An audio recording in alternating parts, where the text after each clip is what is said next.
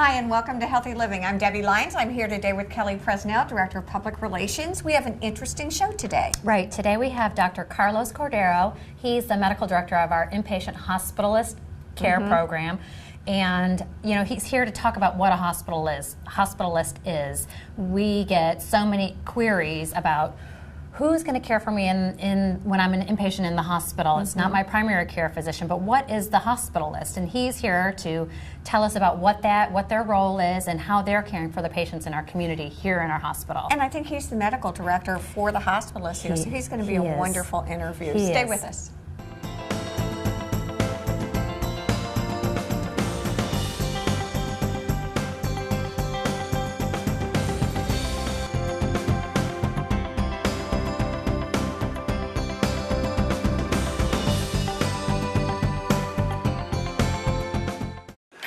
Excuse me.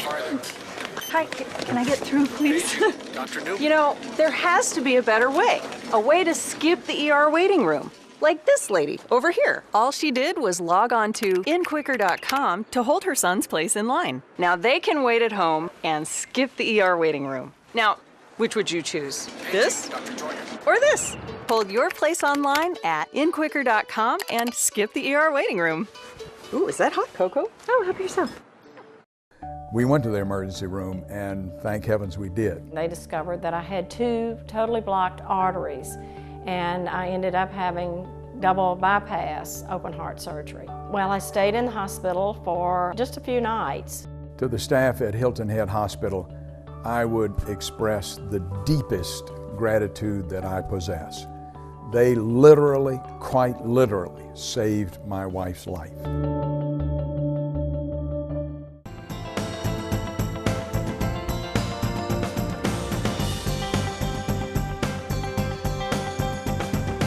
We are back here on Healthy Living. Excited to talk today to Dr. Carlos Cordero. Thank you very much. It's going to be interesting for me to talk to you because we talked before as we were starting the show. My dad's a doctor, my son's a doctor, your father's a nephrologist too. It's an interesting time in medicine, and I think the fact that you're a hospitalist is fascinating. I would love to talk a little bit about, first of all, how lucky we are to have you, your background, and then really specifically about what a hospitalist does. How's that? Thank you so much. Thanks, Ms. Debbie, for having me here. Thanks for the opportunity. I believe that I love this facility, and I love what I do, and I come from a family in Venezuela that I grew up in the Venezuelan Andes Mountains, and my father was a doctor that trained in the United States, and I trained in the same place that he trained in Philadelphia 30 years later. It's pretty exciting. I got a son now that wants to go to medical school. Obviously, like you say, the timing is different, and the times are changing, and I'm not encouraging him to go to medical school, though. He can do whatever he wants to do. My son's a doc now and loves it, though. So see? There are some people that discourage him to take the action because medicine is going to change in the next years, but to be a doctor, you have to have the heart in the right place. I think you do too. I think you have to have a passion. And I think what's been interesting, the more I'm learning, and it's nice to be educated about what a hospitalist does, because I think there's a lot of misconceptions out there. Let me talk, if I can, first about what your background is as a hospitalist. What kind of physician are you? Okay, I'm a board certified internal medicine, and most of the hospitals are medical doctors in osteopathic medicine that have trained either in internal medicine or family practice. There's family practice with a degree on palliative care. There is med peds, people that has combination of pediatrics and internal medicine. And there's other growing fields that are becoming hospitalists. There's surgical hospitals, there's OB hospitalists. So so it really runs the gamut. It's basically is the fastest specialty growing in the U.S. right now. What is it? What is a hospitalist? A hospitalist is a doctor that cares for acutely ill inpatients. Okay. Patients that are admitted to the hospital with any gamut of conditions, from a simple case to a very complex case that is managed in the intensive care unit. Okay, let me stop you. So, I have my primary care doctor. Exactly. And I get ill, and he or she thinks that it is time, whether I go through the emergency room or it's time for me to be admitted. Once I am admitted, does that physician then say, okay, now that you're in the hospital, that means you're sick. Right. Because you're sick, we're going to give a specialist, a hospitalist, the role of seeing you every day. Is that how this works? Or explain to us. That works out in this way. Most of the doctors have chosen not to come to the hospital. The primary care doctors, general practice, internal medicine, they run their office, they realize they're too busy during the day to make rounds in the hospital. Okay. And they don't want to come to the hospital anymore. They can, as much as they would want to do this, but they just can't come to the hospital because time constraining, better quality of care. They don't want to divide their day between the hospital and the practice, so they want to have their undivided attention to the regular practices of primary care.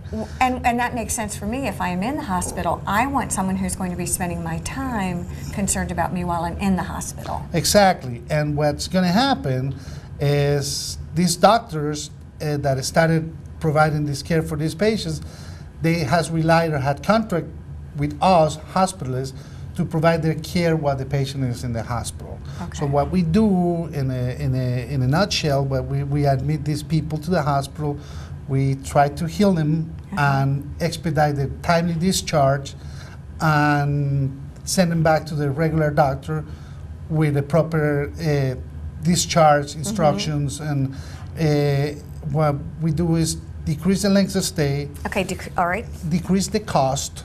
Okay. In the past, there were patients that would come here for a cellulitis or pneumonia, and they would spend days in the hospital, and they will be discharged when it was up to the primary doctor to discharge them home.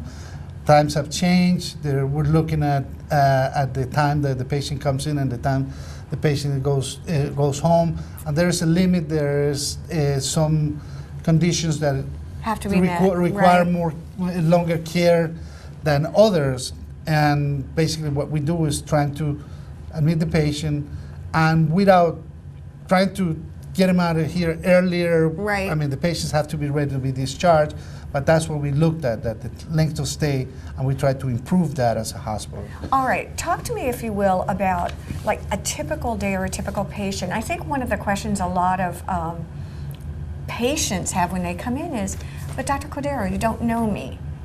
Right? You don't know me. Help. How are you going to know what I need? How are you going to know my medicines? How does all that work? Well, and Is that a fair question to oh, ask? definitely. Yeah. I mean, I understand. I Yeah. mean, this is, everybody is really concerned, and not. Are you beeping? No, I'm sorry. Not everybody is. There you go. Not everybody is into the hospitalist idea yet. Okay. They still believe that their doctor's going to come to the hospital and see them. Right. But I pretty much 100% of the doctors, close to 100% of the doctors that are in this area, rely on the hospitals to care for the inpatients. Well, I know, even talking to you before, it's basically a matter of safety and quality of care and continuum of care, because most of the folks who are admitted really are sicker than they used to be when they were admitted. I mean, it's really important, don't you think, to have someone like an intensivist or an internal medicine doc, someone who does this primarily? And it takes a lot of communication with the primary doctor, with the case managers, with the nursing staff, and with the patient itself about to get to know that patient early on. We try to rely on reports from their doctors, from their office. And yeah, practically, what does that look like for you? If I come in and I'm admitted, how does that work for you? We usually, during the daytime, you usually get the records from the doctor's offices. Okay. During the nighttime is communication and trying to get the right information for the patient, and spend the right time and explain to the patient what we really do, so they get familiar with it. One of the things is the satisfaction is when the patient gets discharged home, they tell you, I'm very happy with the care you have provided. I was really reluctant to come to the hospital because they tell me, oh, they have a hospitalist there, and I didn't want to. I want my doctor to take care of me, but I'm sold, Right. and I want you to talk to my friends about it. And I had examples of people that's come here, see, and that's it's very awesome. satisfactory for everybody and the nursing staff and everybody says, I mean, what you guys are doing is really working out for me because you come here, make me feel good about myself, try to care for me. And I would think the fact that you're in a there, compassionate way. right, In a compassionate way, and then at the same time, we try to provide the best care we can do. I mean, we have a group of doctors that are well trained, and 4 of you, right? yeah, four of us, and we are in the process of expanding. We're looking for 6. Wow. But most of the doctors that are in the group right now, they provide excellent care, and the patients are really happy with it. If I see you as my hospitalist the first day I'm there, do you then continue with my care throughout my stay, or do you all rotate throughout the patients? Usually, depends. We have a limit that we work 7 days on, 7 days off. Sometimes you come at the end of those 7 days off, another doctor is going to see you the next day. Okay. And that is something we haven't been able to figure out how to make it better, but eventually to a proper sign outs through the other doctors and letting the patients know you're going to have another doctor tomorrow that's going to be caring for you. It's going to be it's going to be a disruption on the care for. Well, it's really like Whatever- changing a nurse, though, isn't it? It's Exactly, like, it's the same thing. But the patients, they're concerned about that. Okay. And sometimes you just finally get to know you don't know. me. Yeah, exactly. And I'm not gonna know what I'm Yeah. gonna get. So when you are signing out and telling the patients, Dr. So-and-so is gonna see you tomorrow, and this is his qualifications or her qualifications, and she's going to be taking good care of you. So you make him a little bit more confident about that. It's not like somebody's going to show up the next day, oh, I'm your doctor. Yeah, so, I mean- and you have to communicate properly with Our this kind of patient. hospitalist is part of your role as a diagnostician also? Oh, very important. Okay. That is very important because in the line of work we do, we are the people that tries to figure out What the heck's things. going on? I mean, there's complex cases that come to the hospital, and the good doctor is the one that doesn't give up until it finds the reason. There's people come and go, there's multiple studies, and finally there's somebody that cracks the case and figures it out. It's like I will say it's like a kind of a Sherlock Holmes, and Sherlock Holmes was a doctor Exactly, indeed. exactly. And that was kind of a deduction and deductive abilities to figure out stuff. And most of both the ones that I can say I speak for myself and the rest of my team, that is what we do. Sometimes you're impressed about somebody else is finding something that you were not thinking. There's cases that you have to transfer out to another places where a multidisciplinary team of doctors can approach those type of patients. And I'm going to interrupt you at that point, and we're going to take a quick break here on Healthy Living. There's a lot more to talk about. Again, I'd like to talk more about the interdisciplinary because you do really rely heavily on the team. Stay with us. We'll be right back here on Healthy Living.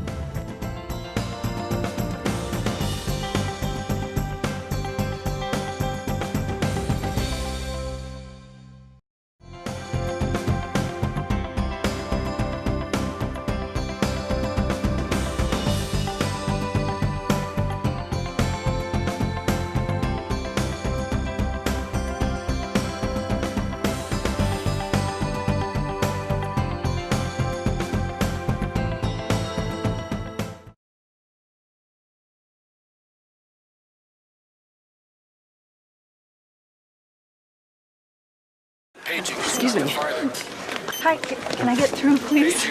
Dr. Newton. You know, there has to be a better way. A way to skip the ER waiting room. Like this lady over here. All she did was log on to inquicker.com to hold her son's place in line. Now they can wait at home and skip the ER waiting room. Now, which would you choose? This Dr. Joyner. or this? Hold your place online at inquicker.com and skip the ER waiting room. Ooh, is that hot cocoa? Oh, help yourself. Hilton Head Regional Medical Center is located at 25 Hospital Center Boulevard. When traveling east on William Hilton Parkway, make a left-hand turn on Beach City Road, and the next left, Hospital Center Boulevard, will be located just past the Hilton Head Library. Coastal Carolina Hospital is located on US 278 at Exit 8 on I-95. Telephone is 843-784-8000. On the web, www.coastalhospital.com. The vision for Hilton Head Spine Center is very clear. It's to provide world-class spine care to our patients. Physical therapists were there. They were there holding you up. It's nice. I just love working with all of these patients and their families and getting to know them and helping them on their journey. My life is definitely better, and I'm glad that I came here at Hilton Head Hospital.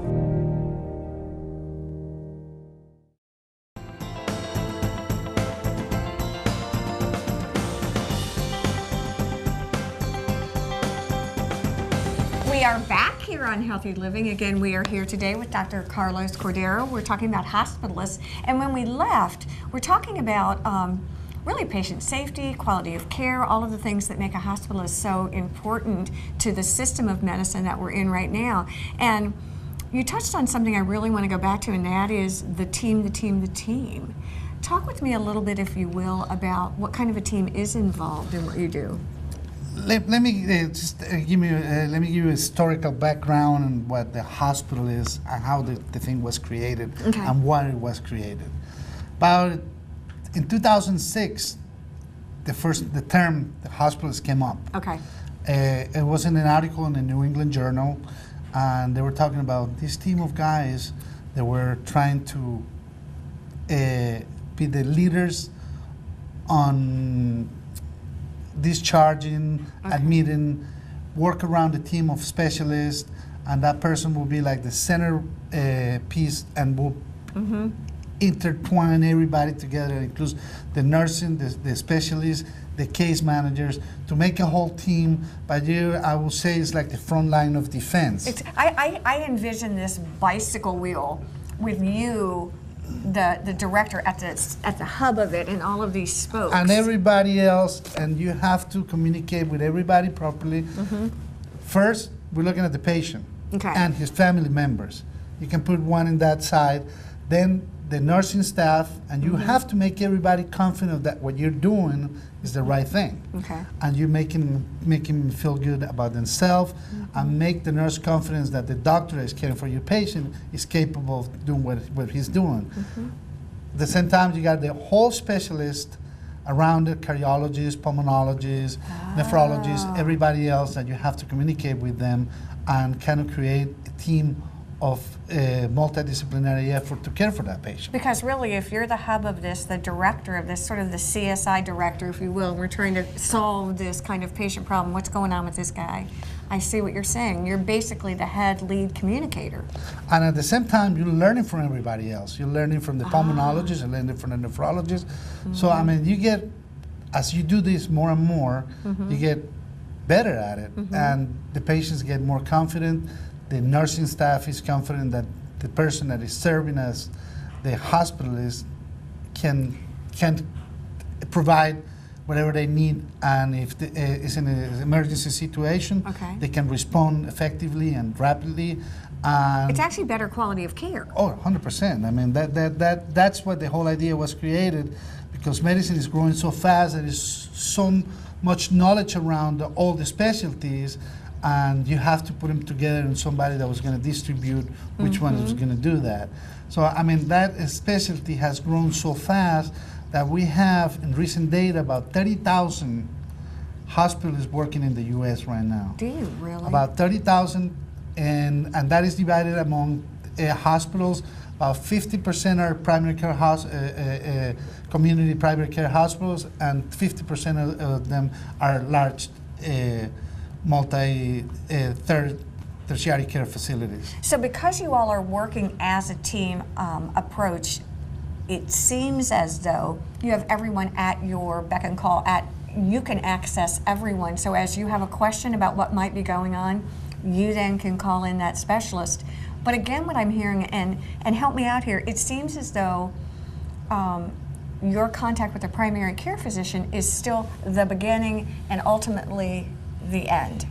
Pretty much. I mean, when patient comes to you, you try to talk to if sometimes mostly it's at night or after hours, that you take, or the patient is sent to you by their office to you, and they talk to you and say, we got a patient so and so, he's having so many problems, and I want you to take care of him, that you already had that conversation. Okay. And sometimes next day you call them and say, Doctor, so and so, patient so and so is here, and we're doing this for him, and you're going to get a report when the patient is discharged. Sometimes the patients come in and stay for 3 days, is treated for minor or complex problem, and the patient gets discharged, and every discharge summary gets carbon copy to their office. Are patients good, I guess, good communicators of what's going on with them?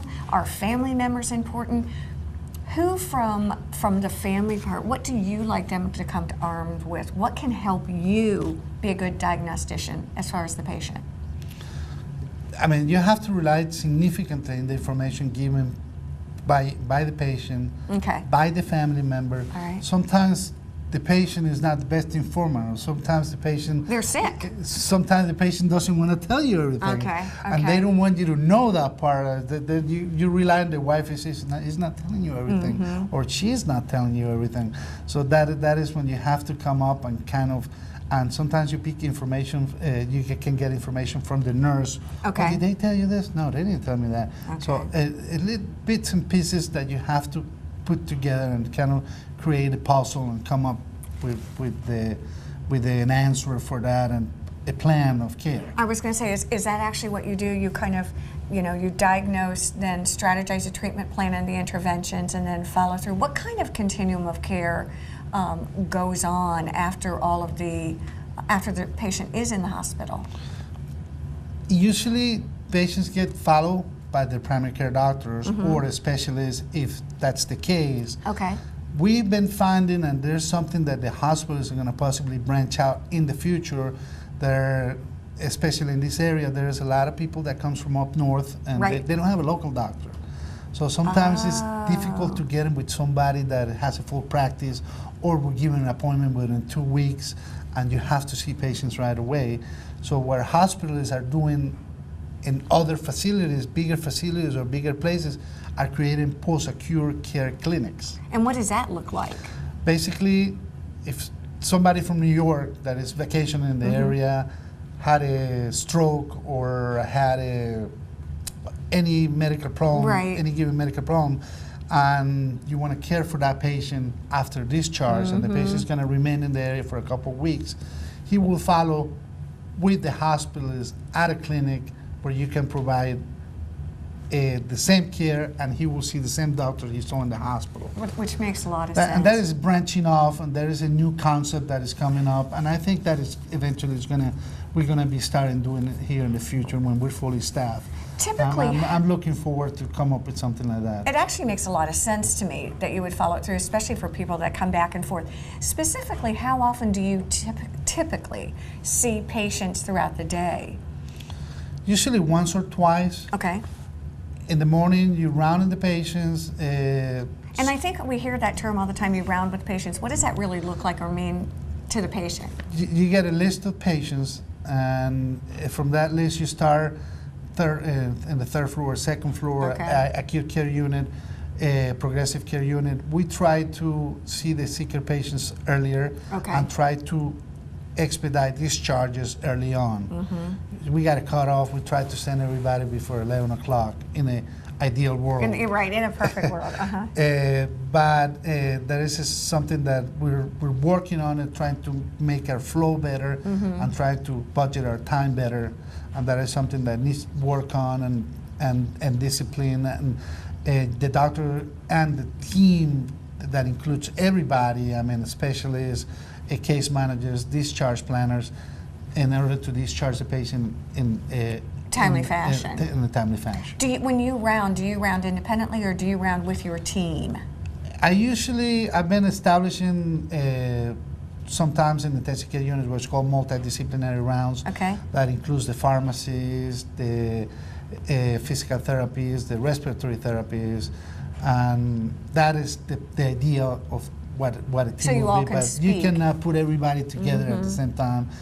I got medical students that rotate through us, that they run with me when I got a medical student. They run with the rest of my team members, and I run with pharmacy students and the pharmacists. And actually, it's pretty educational. Is I would think. Many brains working together works better just than that only one thinking and doing all the things. You got excellent ideas for pharmacy students and medical students, and sometimes they come up with something that Brilliant. people hasn't really that nobody thought about before. And I'm under the assumption that rounding is 7 days a week because you're a hospitalist. Always. Okay. We always round every day, and that is our bread and butter. We round and we see the patients, we follow the patients, and we might finish the rounds, but we have to come back in the day to see what the results of the blood work, the procedure, or you have to discuss the case with a family member. Okay. And this area, everybody is from New York, from Ohio, from Pennsylvania, so they call you and you have to attend the daughter that's in true. New York, the Right, daughter in, exactly. the son in Philadelphia, and that's one of the things that you try to communicate and keep him posted about the outcome and the prognosis in the patients. Well, you've done a really good job, I think, of demystifying what a hospitalist does, and also with showing, I think, a lot of us how it is a great continuum of care, would help with patient safety, makes tremendous impact on the outcome. Appreciate your time today. Again, appreciate all of you for joining us here on Healthy Living. Have a great day.